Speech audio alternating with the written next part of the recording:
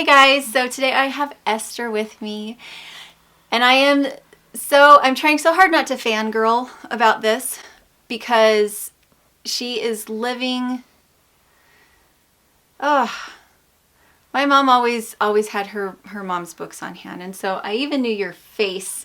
But I saw Fushimeta and I'm like, actually, she kind of looks like Carla.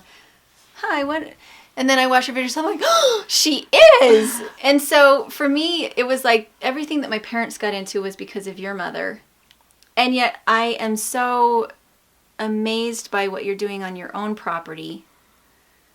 So my mother got Julianne's parents into homesteading, or at least helped with that by having written a book that was very encouraging and also very informative. But something you may not know is that Julianne's very responsible for me being a YouTuber. So I was making videos for the sheer pleasure of the creativity and because I enjoy documenting my husband's projects because he's so talented. But I hadn't engaged in community at all until Julianne contacted me. I said, oh, I love you! Basically. Basically, she said that. And I realized there were people out there. And I had a very euphoric time there for a month or so, right after Julianne introduced me to all these people. And I realized how many of us there are with shared values and how much that could transform my sense of confidence. Those who know my story know that I had a very difficult time my first year, mostly around feelings of isolation. Mm-hmm. And it wasn't physical isolation. There were people in my life, but I felt isolated because I didn't have people who could share experiences. Yeah. So something that's so special about being with Julianne is that she not only has shared experiences now, we also have a sense of what the Back to the Land movement was like. Yeah.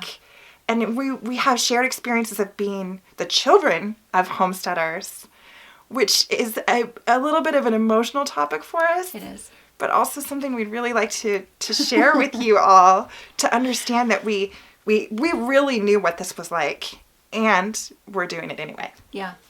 And I think that emotion is why it's one of the reasons why I get so excited about community is to reach out and say, keep going. Mm-hmm. Keep going. We love you. We appreciate what you're doing. Please don't give up, because having nobody appreciate the amount of work that it is and to realize that you're something of a pioneer in trying to do, because the world is different now than it was back in the hippie era where our parents were doing this kind of thing. And it's a different world, and yet now there's a way to do it so that you can make money for your family. You can, if you have a business that you're trying to run, you can, with integrity, share things that then bless your family. Whereas with your mom, she had to run across the country to share what it was she was doing. And it was a really big toll on your family. Now, this is a toll on our families, what we're doing now with trying to share our stories. There is a cost to it. But to look at somebody who, sometimes it can be turmoil. What we're doing at times can be turmoil because we feel like we're alone. And so it's one of the reasons why it's so exciting to have Esther come and rub shoulders like in a physical way, is because that exchange of energy is so vital to feel like you can keep going and to feel like some of us really feel like we have a mission in sharing the information. Absolutely. And for my mother, it was her extra child, and her favorite child, to be honest, was her book and her passion for sharing homesteading skills and the homesteading life. And I have gone every direction on that. You know, it's not just a simple pendulum. It's very complicated because I'm so proud to be a part of that heritage. But I also saw how hard it was.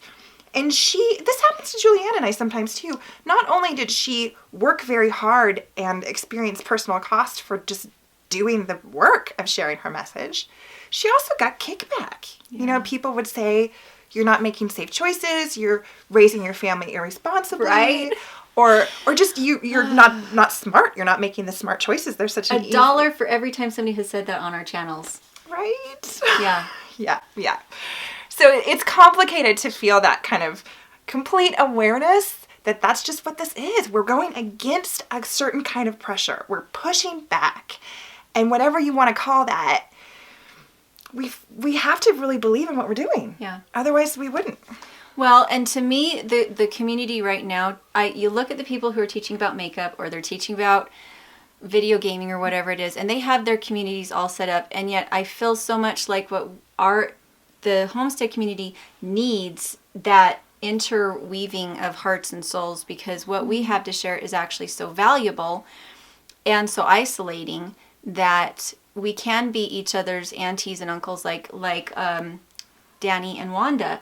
Like, they've done it, they've been there, they're still doing an amazing job, and to have that kind of information to pull from blesses my heart, because I can see they're still doing it. These are the blessings they've received from doing it. And so, do I have to do everything? No. But I do have people to pull from to learn whatever next skill is coming. Mm-hmm. That's Danny and Wanda of Deep South Homestead. Yeah, thank you. I guess Sorry. Most of you probably know them. But that's actually a channel that I watch pretty regularly, because they've been doing things for a while. Mm-hmm. And although my whole life I've been aware of homesteading skills, I made a choice to live a different kind of life for a long time. Mm-hmm. So that kind of rhythm of planting every season and knowing what you're gathering and how much to gather, I love the kind of confidence of someone who's been doing it for a while. Mm-hmm. It's really precious. And one of the things we're struggling with it when we're rebuilding a pioneer culture or a homesteading culture is that we're trying to fill in that generational gap. So we have to really treasure the generation before. Yeah. Maybe elders is too strong of a word, but those people who've been doing it before us are so valuable. Yeah. So one of the videos that I saw on Julianne's channel very early on was her description of being an off-grid teenager, which interested me very much because, of course, I'm about to have some off-grid teenagers. I have a few years yet. But I was really touched by her honesty in the way that she described some difficulties of being somebody who lives off-grid. So, Julianne, why do you homestead, even when you have been so honest about things that made it difficult for you when you were young? I think a lot of it has to do with picking your battles and taking the kernel of what homesteading is to you and developing that, rather than taking somebody else's package of what does off-grid homestead look like to them. Instead say, what is it that homesteading means to me? To me, it's so much about integrity of lifestyle. I'm such an environmentalist. I'm so Ulta, please protect the environment, because I was so sick as a kid. And so the whole reason my parents went to homesteading was because without being able to grow your own food, they had no control over whether or not I was going to survive to my 20s. And so as a teenager, it was, I couldn't be around people a whole lot because my immune system was compromised.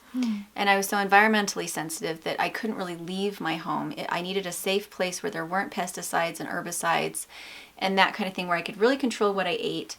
And so the reason that I do that still now is that I was in college for a while, and while I was in my 20s and everything, we weren't doing this kind of lifestyle because you can't really bring your goat with you into the dorm room. And I really struggled in college because I had learned that by being outside more, I healed so much of what was happening mentally. And so for me, it's just that it's how I have to live if I want to be emotionally stable and if I want to have the food that I need. And for me, the interaction with the animals, it is literally just part of my psyche that I need to be around the animals. I need the sunshine, and I need to be able to isolate myself from people a little bit because of my immune system. So for me, it was my lifestyle that happened to have the label of homesteading. Mm-hmm. And so for me, it's that when I have a very hard time going on road trips because I struggle being away from my safe net of safe food, abundant sunshine, and rest when I need it, that kind of thing. So it wasn't necessarily intentional so much as an evolution that when we got married, I saw that I wasn't functioning well without those pieces in my life. I feel like these experiences there's this a phenomenon of the canary in the coal mine, where there are some people who have particular sensitivities and may have severe allergies or may have a compromised immune system, and these are responses to lifestyle issues, environmental issues, and largely our food supply. And so I haven't had a lot of that. I have a lot of options regarding what I eat. Those of you who watch my channel know that we're real omnivores. We have a little candy, we have a little coffee, we have those things. So for us, it isn't that we are really required to eat any particular way, but I'm able to hear and see how these people who just by chance have the composition or the markers to be greatly affected by the same stuff that is also affecting me and my children. Mm-hmm. And I may not have seen it quite as dramatically right up front, but I think we have a choice about how we pay attention to those things. You start from scratch. And even though our parents were doing a lot of this, they weren't doing it in our own particular family with our own particular family dynamics. In my house, my dad was the real workhorse, and everything that got done by him, and the girls were the workhorses after that, and my brothers didn't help as much because they were younger. And so strength, physical, brute strength was a real problem. And so in your family, what are some of the dynamics that make it a little more difficult or a little bit easier to homestead? So in my household, we say that Esther is responsible for vision and encouragement, and Nick is responsible for logistics and criticism. It's good that we know ourselves, because if we get too heavy on the logistics and criticism thing, we'll just quit. Yeah. We'll just quit. You know, it's wonderful that he has those skills. He's very good at making things actually work. And he's also has very high standards. Yeah. I don't know if anybody's noticed that about my husband. Well, he does beautiful work. And he will rant one of these days about quality. Quality is very important to my husband. Yeah. Whereas for me, I'll throw a seed and I'll put a piece of log there and I'll wander away. Yeah. But I also have skills. I have vision and encouragement. And the vision thing is really partly what keeps us moving and gives us that long range kind of something to work towards. Because without that, we also would just quit. Yeah. And I sing while I work and have a lot of good attitudes and can make things fun and bring the kids along. So that ability to motivate us is important. But honestly, in our homestead situation, if we didn't have those kind of contrasting skill sets, I think we would have lost our way by now. Yeah. It's so easy to do. On a homestead, there's always so much to do. And if you're off grid and you have your work, you have your blog and your writing and all the multiple things that you're doing, and if he is working away from the home part of the day, coming together and being able to agree upon which occupation you're going to be doing in the homestead when you're together can be it can be really hard is what she's trying to say, and there can be friction there and there can be panic there. Yeah. If there's a sense of, especially if you have a to-do list that's just miles and miles long and you have standards or necessities. In Julianne's house, the way that they eat is not just for fun. That's a necessity. So then if you are feeling all those pressures, it's possible to completely panic and shut down, and we have to find our ways out of that. Yeah, and sometimes I think it has so much to do with analyzing your homestead and sitting down, like you were saying, with that vision. It's why that vision is the most important thing that you have, because you have goals and checkpoints along the way that said, well, we got this point. Did it really do for us what we wanted it to do? And if it did, how does it open up opportunities on our homestead? Or was that a horrible idea? We'll never do that again. Let's stop putting our energy into it. So I so believe that having a mission statement of where you're actually heading for is the most important thing you do before you start homesteading. In our home, I am the one that is the workhorse. My husband is very good about sitting down and doing one task all day and just sticking to it. And I am scatterbrained. So many projects to the wind. I keep all of them going, and it's how I thrive, is to be constantly moving. And I don't know carpentry, but I do it anyway. Love that about Julianne. That's one of my favorite things about this channel.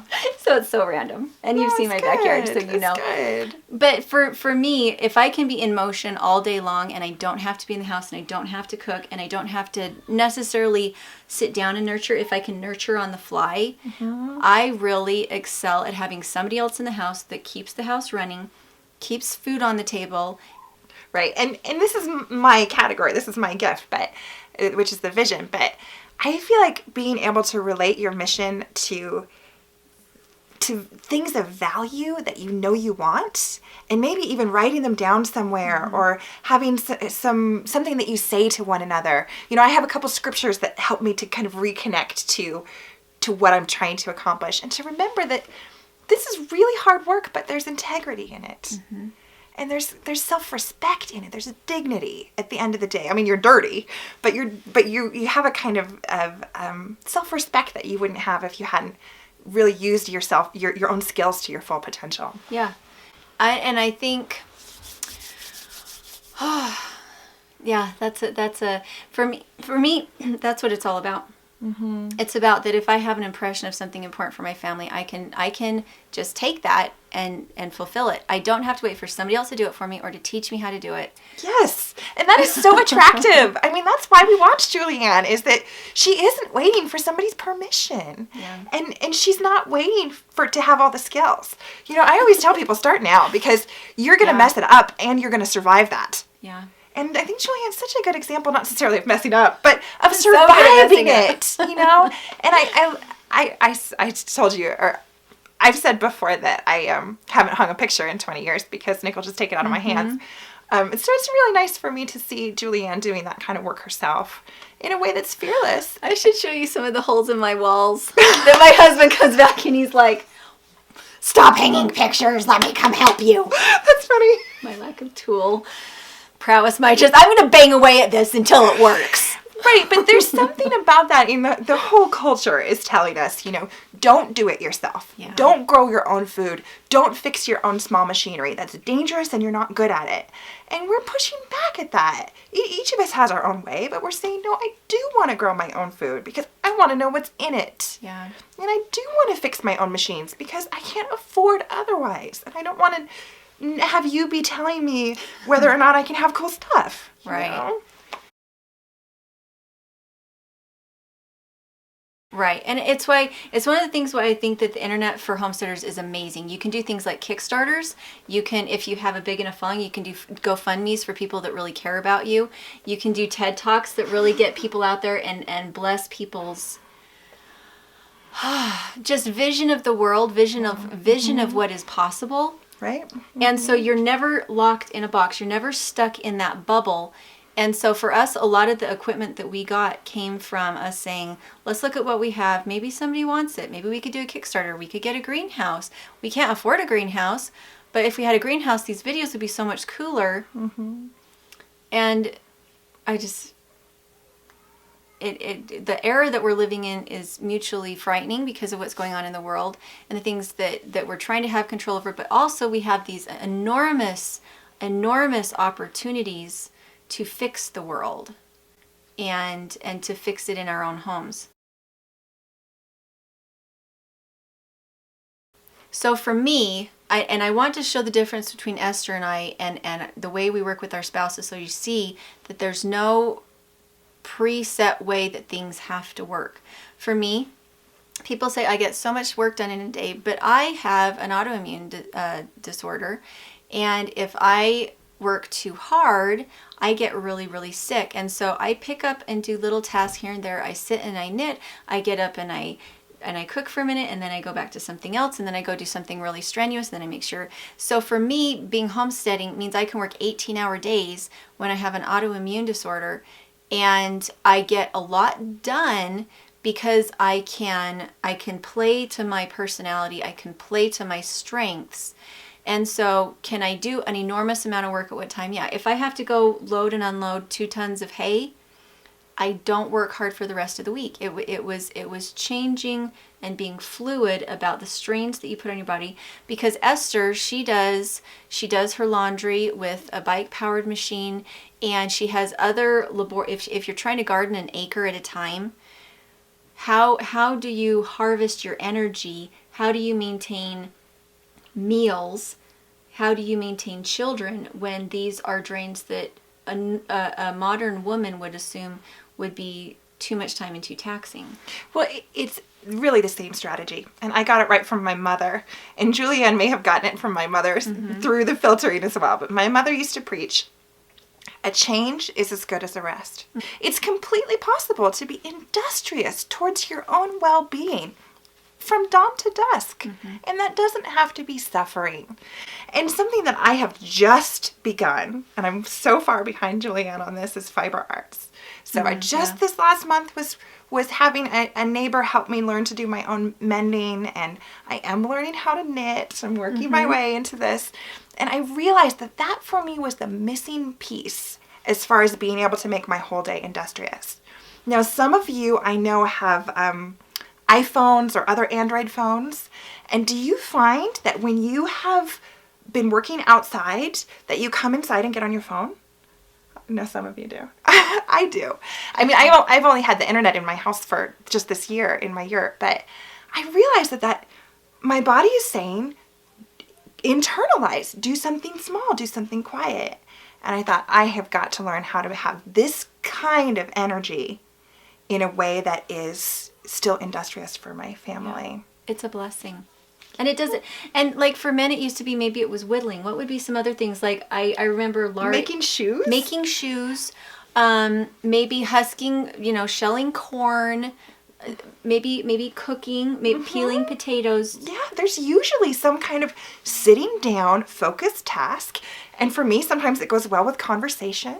There's nothing better than canning with a girlfriend, so that has that kind of gregarious social energy, but you can be fermenting or canning. So most of the things that we feel like we need in our lives, you can be working at the same time. And I certainly haven't got this all figured out. I don't know that Julianne does either. We're working on it. Well, and remembering, this is, you saying that makes me remember this. Feed yourself. If you're on a homestead and you think you can be on a reduced calorie diet, think again. I think there's so many women that don't feed themselves, that they think that they have fed their kids and that they can snack their way through a day. But if you start to do this kind of thing and you're out gardening and working and you have these 12 to 18 hour days, you're not going to be happy, you're not going to be healthy, and to look at your body and have what you believe your appearance is dictate what it is you allow yourself to eat, as long as you know that it's healthy. I think for a lot of homestead mamas, they don't see their bodies as strong, and instead they see their bodies as maybe overweight. And I struggle with that about trying to help the women that I know that are doing so much hard work, that see their bodies as a fashion plate rather than as a functioning tool that needs quality calories and forgiveness for the fact that sometimes when you're working hard, you still have that layer of fat. I still have those layers of fat. I work very, very hard, and I don't have definition in my arms, and I have a baby belly, and I have white hips, and I glory in that because my body functions so well. I don't know, do you ever run into that with women? Well, I myself have been through all those cycles. And, I to tell the truth, my bike-powered washer is not something that I have the discipline to do through the wintertime and the early spring. But it's actually something that's been really helpful for me, because I understand that exercise divorced from accomplishment is kind of a punishment. And I know that a lot of people enjoy it, and I'm not criticizing anybody who enjoys that, but to reconnect your capacities as a physical being with your self-care and your care of your family is a very empowering thing. And I'm actually more muscular and now than I have been ever in my life, because I haul wood and I carry water, and those are things that my body is capable of. And in order to keep my body capable of those things, I really have to do a lot of self-care. So I'm very into medicinal herbs, and I do herbal infusions almost every day. And if I don't do that kind of self-care, and then also watch my diet, but not in a restrictive way, in a encouraging, helpful way, I start to get weaker, and then there's a cycle. If you feel like you can't do it, right? We're both getting smaller thinking about it. If you feel like you can't do it, then you punish yourself for that. And so getting cycled back to the place where you can do it, and you're giving yourself what you need to do it, and then you're feeling great about it afterwards. That's what we all want, right? Yeah. So you were talking about your kids and how you also teach them to knit. Mm-hmm. We have just begun a transition in our family. Now that my youngest is 3, we are removing all the toys and replacing them with crafts. Are you serious? That's what we're doing right now. Okay, well there you go. Yeah. So I'm finding that play is learning. Effective play is learning. And so what do I want my kids to learn? And these are fighting words, so you're going to get comments on this, but I'm even a little down on the Legos because I feel like my kids are in this incredible learning phase. They're like sponges. They'll take in anything you give them. And I'm teaching them that in order to be creative, they need to have someone else create base building blocks for them. No, God did that. We have wood, we have grasses, we have plants, we have plant fibers. And to be able to have their creative and play instincts connected into that ability to be productive and to take good care of themselves and their families, it's just been a light bulb for me over the last couple of months. And it makes them so powerful. It makes them able, instead of having something handed to them, like what you're talking about with the small engine repair and everything, why would I not want to know how to fix it myself? By them having taken things apart or originally having put it together, they are no longer afraid of attacking their dreams with whatever is available in their environment. And you guys, this is what toys are. Yeah. This is what toys were or should be. Toys are a condensed and manageable version of real life. Yeah. So that kids can practice. They're practice life. And I'm certainly not against dolls. My kids actually just made some rag dolls that are completely wonderful, and they did it almost all themselves. Really motivated to finish the project so that they could have something that belongs to them. So the idea that toys are a finished item that the kid can't even interact with is a really problematic thing. And I'm working on getting that kind of toy completely out of my house and out of my kids' life. If it isn't a practice for them to be productive, happy, healthy human beings, then it's not a good toy. It makes them look around and say, well, what else is functional? What else can I pull from? And so when they go into real life, into college, what they're going to be uber aware of is to look around and say, they're looking for tools constantly, with the tools that don't require money, tools that will make them money. And not that money is the end game for everything, but to be able to create abundance, to minimize the things they have to purchase with money, but then to have the money to buy the things that improve their dream, the right tool at the right time. It makes your child eternally conscious of the tools that are around them, that are in the natural world, that are in their own brain, and even to use people around them to recognize strengths and weaknesses. It teaches leadership, because if they're working on the same project, one person's going to be better at it than another person, and it teaches them leadership skills, because instead of something that they know is a toy, it's something that they can implement into their daily life, so that they're living a real life as a child, rather than having to wait till they're 18 to have permission to suddenly,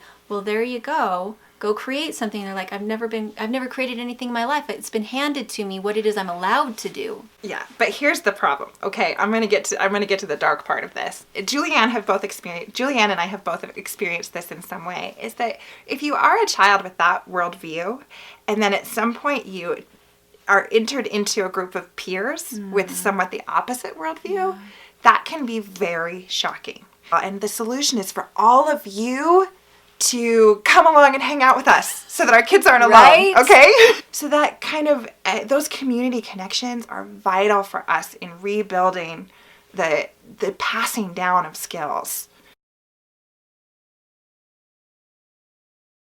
I don't know about you, but for me, when Corinne came down yesterday and when you came today, it was spiritually and emotionally rejuvenating to me to be in the same room with someone that is powerful and passionate in their own lives. And it makes me feel spiritually fed.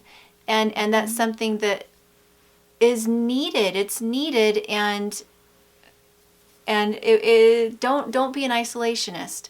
Find people that are powerful and engaged in their own lives in your community, Not just on the YouTube, but in your own community, and find them and be those people for somebody else. Yeah, and be those people. Go ahead and put yourself out there. It doesn't have to be on YouTube, but maybe just in a conversation with someone, because we need each other. So my main sources of finding people that are similar would be Craigslist. Whenever I sell or buy an animal, I stay friends with them. I don't get along really well with homeschool groups because I have a hard time leaving my home to go do a lot of constant activities, but we've done pen pal friends with people. Sometimes we find people in church that are like-minded, but that one's kind of a little bit of a hit and miss. How about you? My homeschool group is the thing that drives me.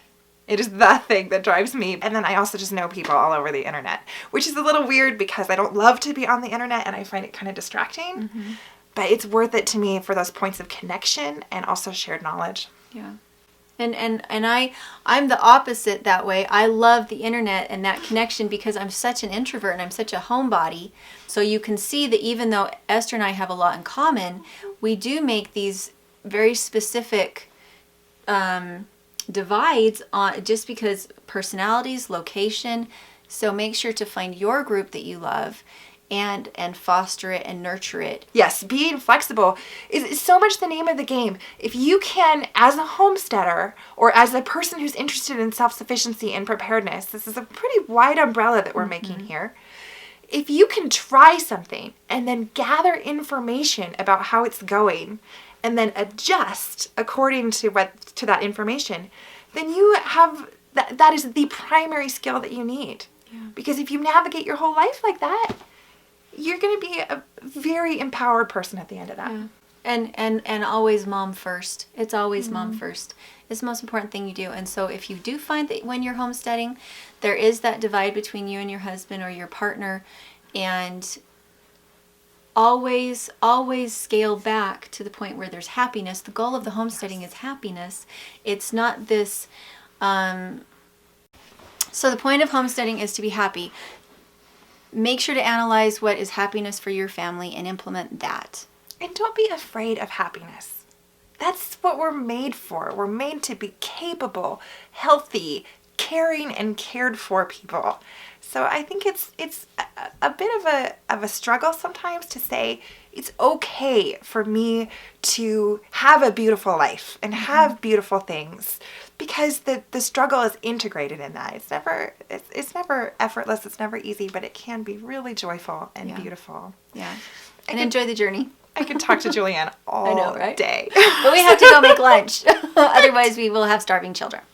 So go check out Esther's channel, which is Fouchomatic. Fouchomatic. I just want to say Fouch. I don't know why. So I will spell it out. She has one of the most original names out there. It's as original as Dirtpatcheaven. You know, it's what is it? No. Okay, we're running out of time. Yeah, we to not have you explain why Fouchomatic. Yeah, if you want to know more about our channel, come see our channel and you can find out why it's called that and what all we do. And we're off grid up in the mountains, but I think some of you already know me. Yeah. So come over and say hello. Okay. Bye. So which topic? Just choose one or the other. The frugal living tiny house thing or the children of homesteaders thing. They're both so emotional for me. I know. They are both emotional. And you can dig so deep into it that it's like, I love these really big expensive cameras and don't know what they're doing because I don't know what to do with them. Okay, it started over and it stopped clipping at me. Why does it do that? It's so stupid. Should I restart it? I don't know. I don't even understand this. When it starts to beep at me, usually that means, so I think, but I feel like change. Yeah, that is better on you. It's a little darker on me. We're just not the same. It's okay. Isn't that funny? Well, I have to do this with Melanie every time she comes too. Was that our intro? That was a long intro.